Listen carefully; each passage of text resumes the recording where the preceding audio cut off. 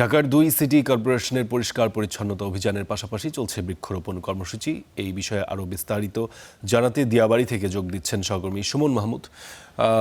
সুমন, এই কর্মসূচি সম্পর্কে একটু জানাবেন। সিটি কর্পোরেশনের অধীনে হচ্ছে, কি ধরনের পরিকল্পনার পেছনে রয়েছে, কোথায় কোথায় বৃক্ষরোপণ কর্মসূচি চলবে? ফারদিন, আপনাকে ধন্যবাদ। ফারদিন, আপনি জানেন যে বর্তমান সরকার কিন্তু একটি ঘোষণা দিয়েছে যে এই বছর তারা বৃক্ষরোপণ অভিযান করবেন এবং 25 কোটি গাছ লাগানোর যেই কর্মসূচি সেটির অংশ হিসেবে কিন্তু উত্তর সিটি কর্পোরেশন এবং দক্ষিণ সিটি কর্পোরেশন তারা মাঠে রয়েছেন। এই মুহূর্তে আমরা দিয়াবাড়ির উত্তর আর দক্ষিণ যে রেল স্টেশনটি রয়েছে মেট্রো রেলের, সেই ঠিক তার পাশে অবস্থান করছি। এখানে আমরা দেখতে পাচ্ছি যে বিডি ক্লিনের একটি দল এখানে পরিষ্কার পরিচ্ছন্নতা অভিযানের পাশাপাশি তারা কিন্তু বৃক্ষরোপণের যে কর্মসূচি সেটি তারা পালন করছে।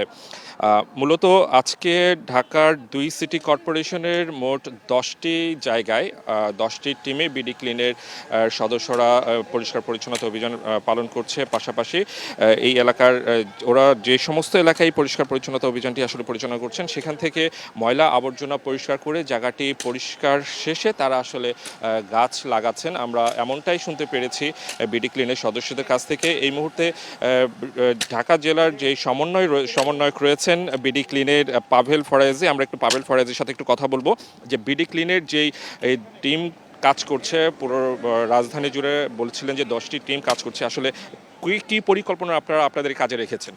জি, আজকে সারাদিনে আমরা হচ্ছে ময়লাযুক্ত যে স্থানগুলো আমরা চিহ্নিত করেছি সেই জায়গাগুলোকে আমরা পরিচ্ছন্ন করব এবং সেখানে হচ্ছে বাগান গড়ে তুলব।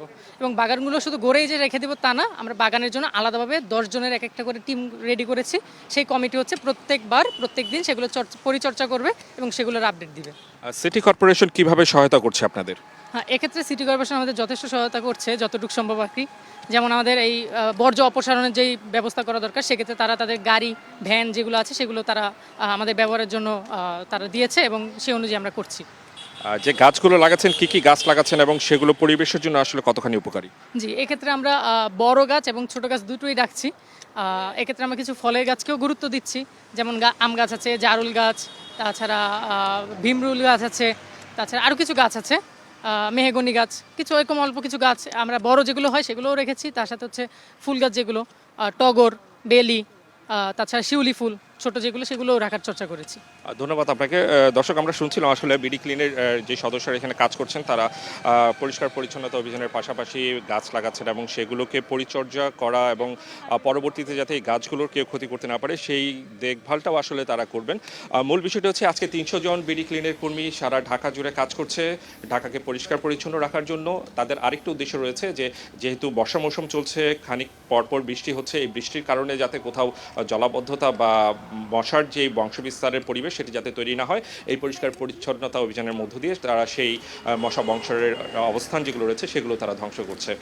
ফারদিন, এত সমস্যা জর্জরিত একটি শহরের জন্য আসলে এই ধরনের পদক্ষেপ খুবই জরুরি। আপনাকে অসংখ্য ধন্যবাদ সুমন, আমাদের সঙ্গে যুক্ত হওয়ার জন্য।